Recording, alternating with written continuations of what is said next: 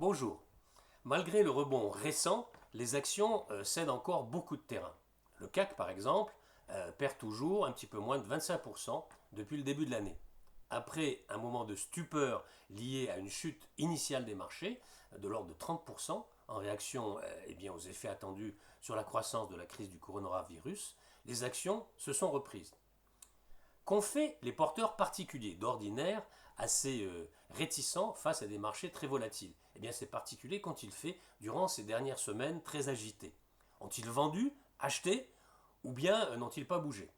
Le rebond sera-t-il suffisant pour attirer de nouveaux investisseurs particuliers vers les actions? Ou s'agit-il d'un nouveau faux départ?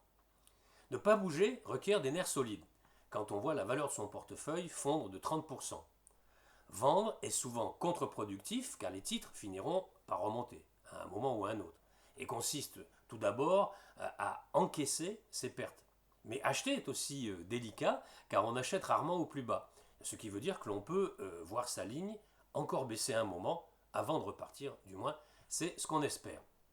Aux États-Unis, plus de 90% des clients particuliers de Vanguard, qui ne sont pas en gestion pilotée, n'ont rien fait.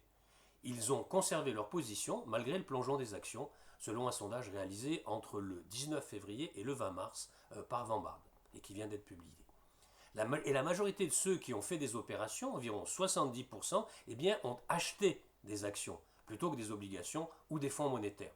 Cela dit, les clients les plus fortunés se sont tournés davantage vers les obligations.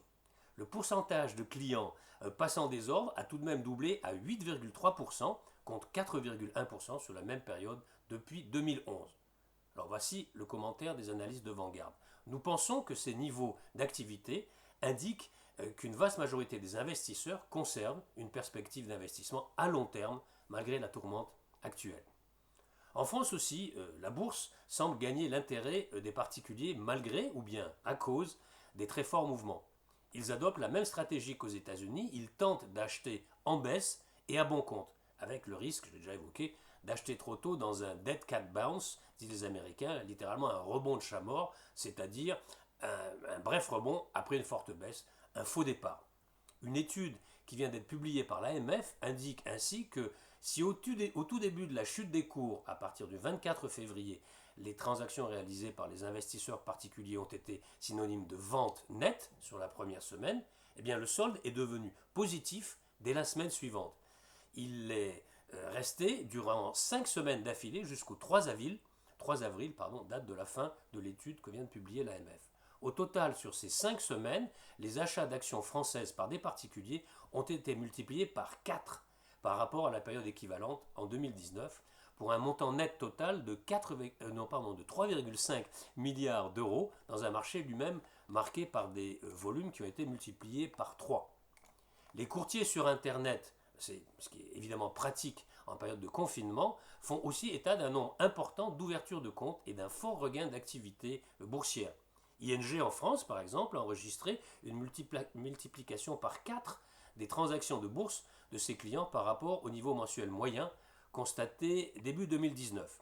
Guillemets, il s'agit d'un phénomène inédit et surtout très soutenu. Au moment du Brexit ou de l'élection de Donald Trump à la présidence des États-Unis, une hausse sensible du niveau de transactions avait été notée. Mais il s'agissait de phénomènes de courte durée, alors que la hausse est ici plus constante dans le temps, explique ainsi Julien Schall, qui est le responsable placement et épargne chez ING, qui est cité dans un article du Monde. Les ouvertures de comptes ont été multipliées par 6, moitié en plan d'épargne en action, moitié en compte titre chez ING. Même constat chez Fortuneo, qui en mars a constaté 4 fois plus d'ordres et a enregistré des records d'activité. Ou chez Boursorama, qui a ouvert en 3 mois autant de comptes titres et de PEA que pour l'ensemble de l'année 2019. Un point commun chez ces courtiers, les nouveaux entrants sont souvent plus jeunes que les clients disposant de gros portefeuilles plus anciens. Ce que confirme d'ailleurs l'étude de l'AMF que je vous ai citée. Le pari est donc plutôt long terme, car les épargnants ont bien entendu du temps devant eux pour constituer leur patrimoine. Les produits de bourse, de la même façon, affichent au premier trimestre une activité record à 2,07 milliards d'euros, les volumes doublant par rapport au dernier trimestre de 2019, plus 97%, selon les statistiques de l'Association française des produits d'investissement de détail et de bourse. Les échanges ont aussi connu une progression très soutenue, avec 43,34% en janvier, plus 16,50 en février et plus 59,92 en mars. Alors, autre question centrale, que vont faire les ménages de leur importante épargne forcée une fois le déconfinement mis en place? Cette épargne est énorme. Selon les économistes d'Alliance, le taux d'épargne des ménages pourrait s'accroître de 20 points en moyenne dans l'Union européenne au deuxième trimestre à 36%. Pour la France, l'Observatoire français des conjonctures économiques, le FCE, estimait le 20 avril que les ménages accumuleraient 55 milliards d'euros d'épargne forcée en 8 semaines de confinement.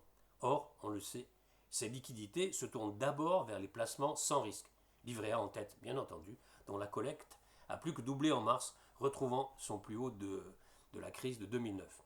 Le ministre de l'économie, Bruno Le Maire, s'est d'ailleurs inquiété de l'afflux d'argent sur le livret A au mois de mars. Donc, des mouvements un petit peu ambigus, une très forte épargne et pourtant un retour vers les actions à méditer et ce qui, je l'espère, vous permettra de faire de bons trades et de nous revoir pour de prochaines news du chalet.